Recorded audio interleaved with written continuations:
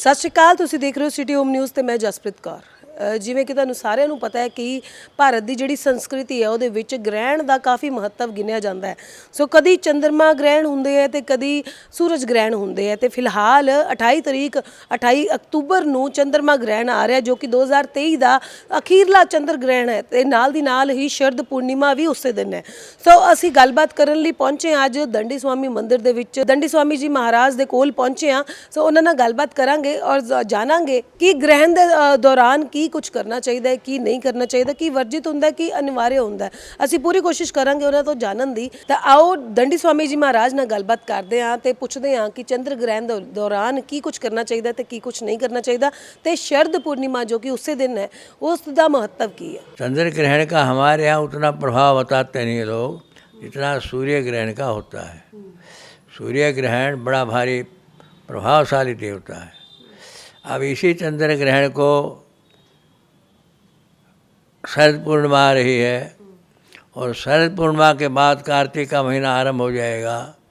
तो शरद पूर्णिमा का भारत की परंपरा में बहुत बड़ा भारी महात्म्य है। इस पूर्णिमा को तो लोग यहाँ तक मानते हैं कि भगवान चंद्रमा के अंदर एक विशेष प्रकार का अमृत पैदा होता है और अमृत टपकता है।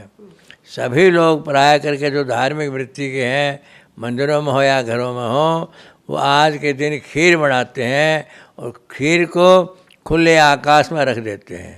उनकी ऐसी मान्यता है कि आकाश में जो सूर्य चंद्रमा भगवान है, इनका प्रकाश पड़ेगा, इनका विशेष प्रभाव पड़ेगा तो खीर में एक प्रकार की विशेष ऊर्जा पैदा होती है जो कई प्रकार के रोगों का नाश करती है। आज इसी पूर्णमासी के दिन भगवान श्री कृष्ण ने अपनी विशेष लीलाओं में एक रास लीला भी की थी। इसलिए शरद पूर्णिमा पर वृंदावन के लोग बहुत बड़े उत्साह के साथ मनाते हैं और जो सारे भारत में उसको दिखाया जाता है। भगवान श्री कृष्ण का संबंध इस शरद पूर्णिमा से है। इसके बाद दूसरी ऋतु भी आरंभ हो जाएगी। वर्षा विगत शरद ऋतु आई, वर्षा के बाद शरद आती है। तो इस कई बातों को मिला करके इस चंद्र ग्रहण का लोग प्रभाव मानते हैं। आजकल विज्ञान का युग है, टेलीविज़न और ये मोबाइल जगह जगह चलते हैं, तो कुछ लोगों ने इसलिए भी इस पर्व को, पूर्णिमा के दिन को ज़्यादा प्रचारित करके अधिक महत्व दे दिया है। वैसे अनादिकाल से हमारे सनातन धर्म में शरद पूर्णिमा बहुत ही महत्व की मानी जाती है। आप सबको शरद पूर्णिमा के पावन पर्व पर बहुत बहुत शुभकामनाएँ, मंगल कामनाएँ। भगवान श्री कृष्ण का रास देखो और खीर में अमृत का पान करो। हरिओम सत्सत। स्वामी जी एक चीज़ मैं पूछना चाहूँगी, इस दिन में जैसे कि एक तो चंद्रमा ग्रहण चल रहा है और एक दिन शरद पूर्णिमा भी साथ में ही है, तो भक्तों को क्या करना चाहिए और क्या नहीं करना चाहिए? जैसे कि आपने बोला कि खीर बनानी चाहिए, और क्या नहीं करना चाहिए? ऐसा नहीं करने की कोई बात इसमें है नहीं। फिर भी लोग जो आस्तिक हैं वो चंद्र ग्रहण को मानते हैं या सूर्य ग्रहण को मानते हैं, तो ग्रहण काल में खान पान वर्जित है। ग्रहण काल में और भी किसी प्रकार की गलत तस्वीरें देखना, टेलीविज़न आदि देखना वर्जित है। ग्रहण काल में तो भगवान का ज़्यादा से ज़्यादा नाम लेना चाहिए और दान करना चाहिए। पहले लोग अनाज का दान करते थे, लेने वाले भी आते थे। आजकल वो परंपराएं कम हो गई हैं। तो इसमें सबसे ज़्यादा तो भगवान का नाम लो, भगवान का भजन करो और रात को जब तक चंद्र ग्रहण चले तब तक सोना नहीं चाहिए। सोना इसमें वर्जित है। जैसे कि बोला जाता है कि इसका जो सूतक का काल होता है तब से इसका प्रभाव शुरू हो जाता है। सूतक काल में प्रभाव उतना नहीं होता है।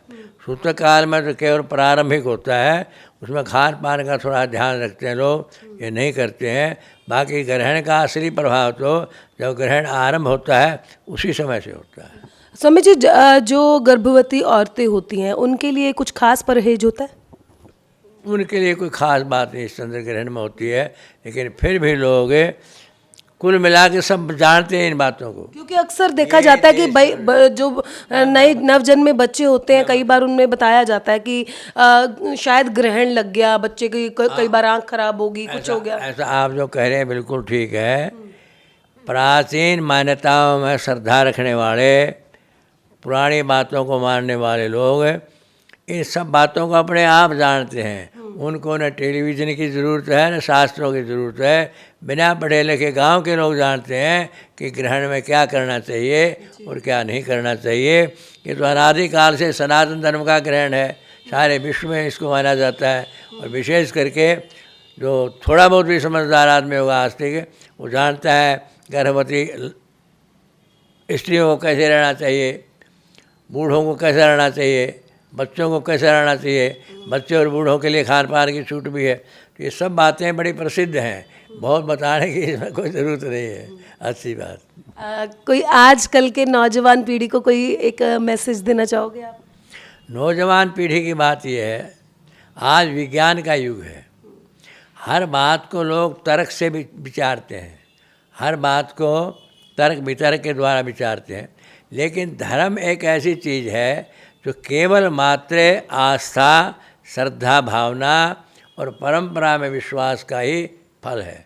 उसमें अगर हम श्रद्धा करेंगे, परंपरा में विश्वास करेंगे, परंपरा को मानेंगे, शास्त्रों की बातों में विश्वास करेंगे, तो फिर भगवान के नाम के सिवाय और आजकल के जवानों को कुछ नहीं। आजकल का जवान इसीलिए भटक गया है कि विज्ञान पर ज़्यादा विश्वास करता है और पुरानी परंपरा को कम मानता है। लेकिन ऐसी बात नहीं कि नहीं मानते हो। बहुत सी जनता, भारत में तो खास करके गांव में भी लोग इन बातों को बहुत मानते हैं। सूर्य ग्रहण अगर होता है तो पूरा गंगा किनारा, गंगोत्री से लेकर के गंगा सागर तक करोड़ों लोग, हज़ारों नहीं करोड़ों लोग वहाँ जाते हैं, स्नान करते हैं और तर्पण आदि भी करते हैं। तो ऐसे ही चंद्र ग्रहण के अवसर पर भी लोग सब मानते हैं, सब जानते हैं। आज का नौजवान तो नशेड़ी हो गया है, दूसरे कामों में लग गया है, उनकी बात नहीं है। जो धर्म के रास्ते पर चलते हैं, जो माता पिता की बात को मानते हैं, जिनका शास्त्र में विश्वास है, वो किसी भी जाति का, किसी भी पंथ का, किसी भी वर्ग का नौजवान हो, आज भी नौजवानों में आस्था श्रद्धा है। बहुत बहुत धन्यवाद स्वामी जी, शुक्रिया।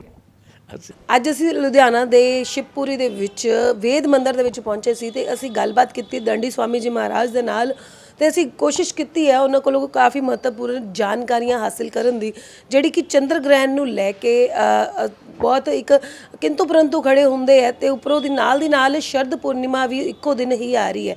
ਉਹਦੀ ਮਹੱਤਤਾ ਕੀ ਹੈ, ਕੀ ਕਰਨਾ ਜਾਇਜ਼ ਹੈ, ਕੀ ਕਰਨਾ ਨਜਾਇਜ਼ ਹੈ, ਉਹ ਚੀਜ਼ ਪੁੱਛਣ ਲਈ ਅਸੀਂ ਪਹੁੰਚੇ ਸੀ ਤੇ ਅਸੀਂ ਬਹੁਤ ਵਧੀਆ ਕਹਿੰਦੇ ਨਾ ਤਰਕ ਤੇ ਪਹੁੰਚੇ ਹਾਂ। ਤੇ ਤੁਸੀਂ ਵੀ ਕਮੈਂਟ ਸੈਕਸ਼ਨਾਂ ਦੇ ਵਿੱਚ ਆਪਣੀ ਰਾਏ ਜ਼ਰੂਰ ਦੇਣਾ, ਤੁਹਾਨੂੰ ਇਹ ਐਪੀਸੋਡ ਕਿੱਦਾਂ ਦਾ ਲੱਗਿਆ। ਫਿਰ ਹਾਜ਼ਰ ਹੋਵਾਂਗੇ, ਉਦੋਂ ਤੱਕ ਬਨੇ ਰਹੋ। ਕੈਮਰਾਮੈਨ ਮਨੋਜ ਦੇ ਨਾਲ ਜਸਪ੍ਰੀਤ, ਸਿਟੀ ਹੋਮ ਨਿਊਜ਼।